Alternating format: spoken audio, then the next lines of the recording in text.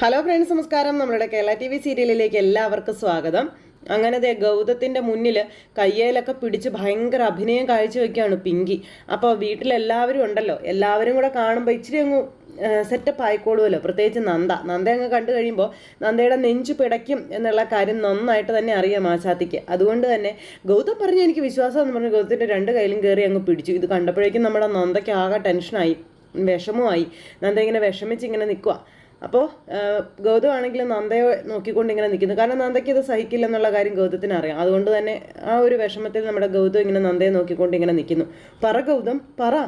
ഗൗതം പറഞ്ഞ് എനിക്ക് വിശ്വാസമാണെന്നും പറഞ്ഞുകൊണ്ട് വീണ്ടും വീണ്ടും പിങ്കി ഇങ്ങനെ പറയുമ്പം ഞാൻ എല്ലാം പറഞ്ഞതാണല്ലോ പിങ്കി, പിന്നെന്താ, നീ ഇപ്പം റൂമിലേക്ക് ചെല്ല്, അങ്ങനെയൊക്കെ പറഞ്ഞ് ഗൗതം ഒരു തരത്തിൽ പിങ്കിയെ പറഞ്ഞു വിടുക. പിങ്കിയെ കണ്ടോ, ഗൗതം എന്നോട് പറഞ്ഞാൽ എനിക്കതെല്ലാം വിശ്വാസമാണ്. ഗൗതം ഒരിക്കലും വാക്ക് പാലിക്കാതിരിക്കില്ല. ഇതൊക്കെ പറഞ്ഞ് പിച്ചും പേയും പോലെയൊക്കെ പറഞ്ഞിട്ടങ്ങ് കയറി പോവാട്ടോ. കയറി പോകുന്ന സമയത്ത് പിങ്കിയെ സ്നേഹം കൊണ്ടങ്ങ് മൂടുകയാണ് അരുന്ധതിയും മോഹിനിയും പവിത്രയും ഒക്കെ. പിങ്കി ചേച്ചി ഞാൻ പേടിച്ചു പോയി പിങ്കി ചേച്ചി എന്നൊക്കെ പറഞ്ഞുകൊണ്ട് പവിത്ര ഭയങ്കര ഡയലോഗും കാര്യങ്ങളും. അപ്പോൾ അങ്ങനെ ആ ഒരു കാര്യങ്ങളെല്ലാം കഴിഞ്ഞു. ഇവരെല്ലാവരും പിരിഞ്ഞു കഴിഞ്ഞപ്പോഴേക്കും നന്ദ ഇങ്ങനെ ഗൗതത്തിൻ്റെ അടുത്തേക്ക് ചെന്നു. എന്താ ഗൗതം സാർ ഇതൊക്കെ, ഞാൻ എന്താ ഈ കാണണേ, എന്താ സംഭവിച്ചേ എന്ന് ചോദിച്ചപ്പോൾ ഗൗതം പറഞ്ഞു ഉള്ള കാര്യം. ഇന്നപോലെ ഇങ്ങനെ പിങ്കി റെയിൽവേ ട്രാക്കിലൂടെ പോകുമായിരുന്നെന്നും അവിടെ ഓടി ചെന്നാണ് രക്ഷപ്പെടുത്തിയത്. ആ സമയം കിട്ടിയ അവസരം അവൾ മുതലെടുത്ത് ഇങ്ങനെയുള്ള കാര്യങ്ങളൊക്കെ സംസാരിപ്പിച്ചു എന്നൊക്കെ പറഞ്ഞു. ഗൗതം സാർ എന്ന് പറഞ്ഞ് വിളിച്ചപ്പോൾ ആ സമയത്ത് അങ്ങനെ ഒരു തീരുമാനം എടുക്കുക അല്ലെങ്കിൽ അങ്ങനെ ഒരു കള്ളം അവളോട് പറയുക എന്നുള്ളതല്ലാതെ എൻ്റെ മുന്നിൽ മറ്റൊരു വഴിയും ഉണ്ടായിരുന്നില്ല എന്നുള്ള കാര്യം നമ്മുടെ ഗൗതം ഇങ്ങനെ പറയുക. അപ്പോൾ ഇനി എന്ത് ചെയ്യും എന്ന് ചോദിച്ചു. ഇനി അവളെ പേടിച്ച് വേണ്ടേ നമുക്ക് ജീവിക്കാൻ? എനിക്ക് സാറിൻ്റെ ജീവിതത്തിൽ ഒരു അധികാരവും അവകാശവും അല്ലെങ്കിൽ ഒരു സ്ഥാനവും ഇല്ലാതായോ എന്നൊക്കെ ഇങ്ങനെ നന്ദ ചോദിച്ചപ്പം, നന്ദ നീ എന്നെ ഒന്ന് മനസ്സിലാക്ക്, ഞാൻ അങ്ങനെയൊന്നും ഉദ്ദേശിച്ച് പറഞ്ഞതല്ല എന്ന് പറയുമ്പം, മനസ്സിലായി സാർ, എനിക്കെല്ലാം മനസ്സിലായെന്നും പറഞ്ഞുകൊണ്ട് ഇങ്ങനെ നമ്മുടെ നന്ദ പറയുക. അപ്പോൾ നന്ദ അത് പറയുന്നത് കേട്ടപ്പോൾ ഗൗതത്തിന് അതിനേക്കാളും വലിയ സങ്കടം. അപ്പോൾ നന്ദ ഇതൊക്കെ അറിഞ്ഞു. നന്ദ എന്നിട്ട് നേരെ റൂമിൽ പോയി വിഷമിച്ചിരിക്കുന്ന നന്ദയുടെ മനസ്സിലേക്ക് പെട്ടെന്നാണ് ആ ഒരു ചിന്ത കയറി വന്നത്. വേറൊന്നുമല്ല, പിങ്കി എന്ന് പറയുന്ന ഈ വ്യക്തിയെ ഒന്ന് മര്യാദയാക്കണമെങ്കിൽ അല്ലെങ്കിൽ ഗൗതത്തിൻ്റെ പിടിയിൽ നിന്നും ഒന്ന് രക്ഷപ്പെടുത്തി എടുക്കണമെന്നുണ്ടെങ്കിൽ, അല്ലെങ്കിൽ ഈ വീട്ടിൽ കിടന്ന് ഗൗതത്തിൻ്റെ മുന്നിൽ കിടന്ന് കാണിച്ചു കൂട്ടുന്ന ഈ ഒരു പരാക്രമം അല്ലെങ്കിൽ ഈ ഒരു അഴിഞ്ഞാട്ടം ഇതൊക്കെ ഒന്ന് അവസാനിപ്പിക്കണമെന്നുണ്ടെങ്കിൽ അവരുടെ ജീവിതത്തിൽ അവരുടെ ഭർത്താവ് വരണം. ആ ഭർത്താവ് വന്നാൽ മാത്രമേ പിങ്കിയെ മെരുക്കിയെടുക്കാനും ഒതുക്കിയെടുക്കാനും പറ്റുകയുള്ളൂ എന്നുള്ള തിരിച്ചറിവിലേക്ക് നമ്മുടെ നന്ദ വരുന്നു. നന്ദ എന്നിട്ട് അത് തന്നെ ഇങ്ങനെ മനസ്സിൽ തീരുമാനിച്ച് ഉറപ്പിച്ച് അങ്ങനെ നിൽക്കുകയാണ്. എന്തു വില കൊടുത്തിട്ടാണെങ്കിലും അർജുനെ കൊണ്ടുവരണം എന്നുള്ളത്. അപ്പോൾ അർജുൻ്റെ കാര്യങ്ങളെല്ലാം അരുണിനറിയാം എന്നുള്ള കാര്യം ഗൗതം തന്നെ പറഞ്ഞ് നമ്മുടെ നന്ദയ്ക്ക് അറിയാം. അപ്പോൾ അതുകൊണ്ട് തന്നെ നന്ദ നേരെ അരുണിനെ കാണാനായിട്ട് പോകുക. അപ്പോൾ അരുണിനെ കാണാൻ ചെന്നു. അരുണുമായിട്ട് സംസാരിക്കുമ്പം എന്താ കാര്യം എന്ന് ചോദിച്ചു. അത് പിന്നെ എനിക്ക് അരുണിനോട് വളരെ പ്രധാനപ്പെട്ട ഒരു കാര്യം പറയാനുണ്ട്, അരുൺ എനിക്കൊരു സഹായം ചെയ്യണമെന്ന് പറഞ്ഞു.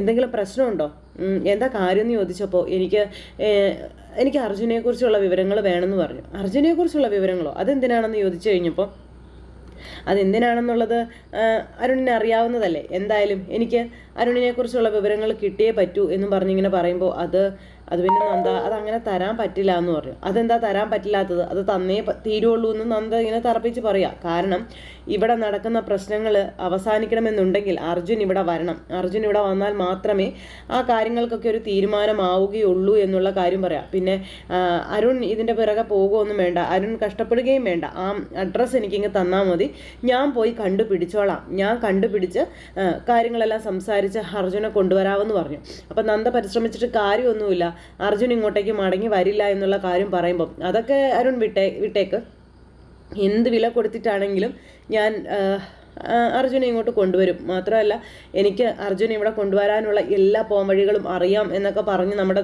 നന്ദ ഇങ്ങനെ പറയാം. അപ്പോൾ അരുൺ ഇതിനകത്തൊന്നും ചെയ്യണ്ട, എനിക്ക് അഡ്രസ്സ് മാത്രം തന്നാൽ മതി എന്ന് പറഞ്ഞു. അങ്ങനെ താണ് കേണു പറഞ്ഞ് അരുണിൻ്റെ കയ്യിൽ നിന്ന് നമ്മുടെ നന്ദി ആ അരുണിൻ്റെ കയ്യിലുണ്ടായിരുന്ന അഡ്രസ്സ് മേടിക്കുകയാണ്.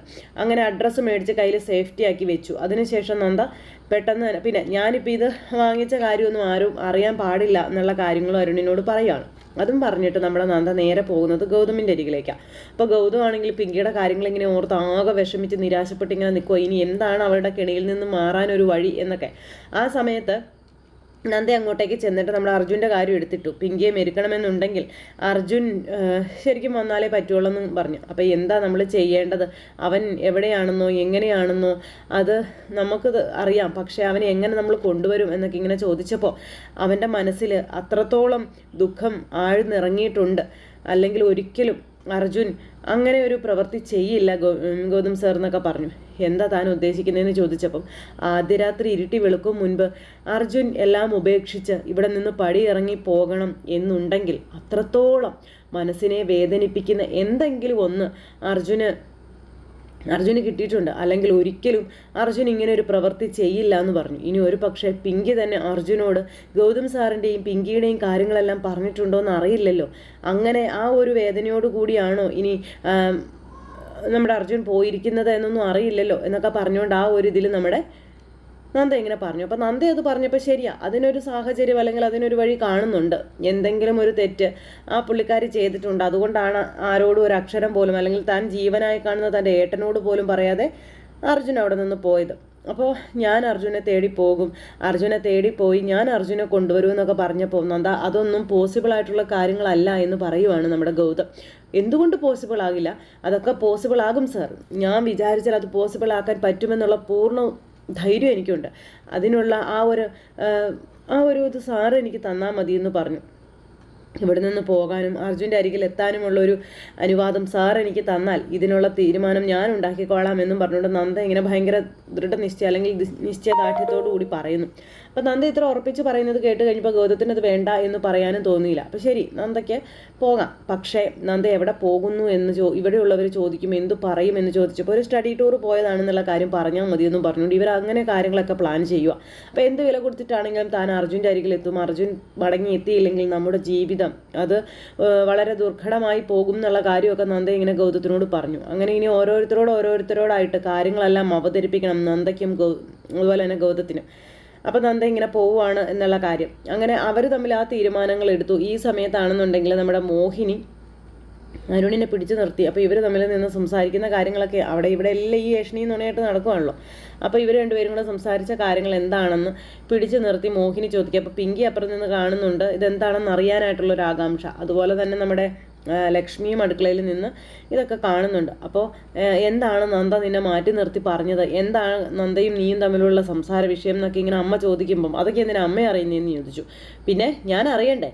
ആരും അറിയാതെ എന്താണ് നിങ്ങൾ തമ്മിൽ പുതിയത് പ്ലാൻ ചെയ്യുന്നതെന്നൊക്കെ ചോദിച്ചപ്പോൾ ഒരു പ്ലാനിങ്ങും ഇല്ല. നിങ്ങളെല്ലാവരും വേറെ രീതിയിൽ പലതിനെയും വ്യാഖ്യാനിക്കുന്നത് കൊണ്ടും കാണുന്നതെല്ലാം തെറ്റാണെന്ന് ചിന്തിക്കുന്നത് കൊണ്ടുമാണ് ആരെങ്കിലും എന്തെങ്കിലും ചെയ്യുമ്പോൾ അതിനൊക്കെ നിങ്ങൾക്ക് പ്രശ്നം തോന്നുന്നത്. അങ്ങനെ നിങ്ങൾ ചിന്തിക്കുന്നിടത്തോളം നിങ്ങളുടെ മനസ്സിലെ ആ ഒരു കോംപ്ലക്സ് ഒന്നും മാറില്ല. അങ്ങനെയൊക്കെ പറഞ്ഞുകൊണ്ട് അമ്മയുടെ വായടപ്പിച്ച് നമ്മുടെ അരുൺ അങ്ങോട്ടേക്ക് പോകുന്നു. അപ്പോഴും നമ്മുടെ ലക്ഷ്മി ഇങ്ങനെ ആലോചിക്കുക, എന്നാലും എന്തായിരിക്കും ഇവർ തമ്മിലുള്ള ആ ഒരു ഇത് എന്നുള്ളത്. അപ്പോൾ അങ്ങനെയൊക്കെയുള്ളൊരു സംസാരവും കാര്യങ്ങളും ഒക്കെ കാണിച്ചുകൊണ്ടാണ് നാളത്തെ നമ്മുടെ കഥ വരുന്നത്. എന്തായാലും പിങ്കിയെ തകർക്കാനായിട്ട് നന്ദ അർജുൻ്റെ അരികിലേക്ക് പോകുന്നു. അപ്പോൾ സൂപ്പർ ഹിറ്റ് വിശേഷമാണ് നാളെ വരുന്നത്. എല്ലാവരും കാത്തിരുന്ന് കാണണം. എല്ലാവർക്കും നല്ലൊരു ദിവസം ആശംസിക്കുകയാണ്. നന്ദി.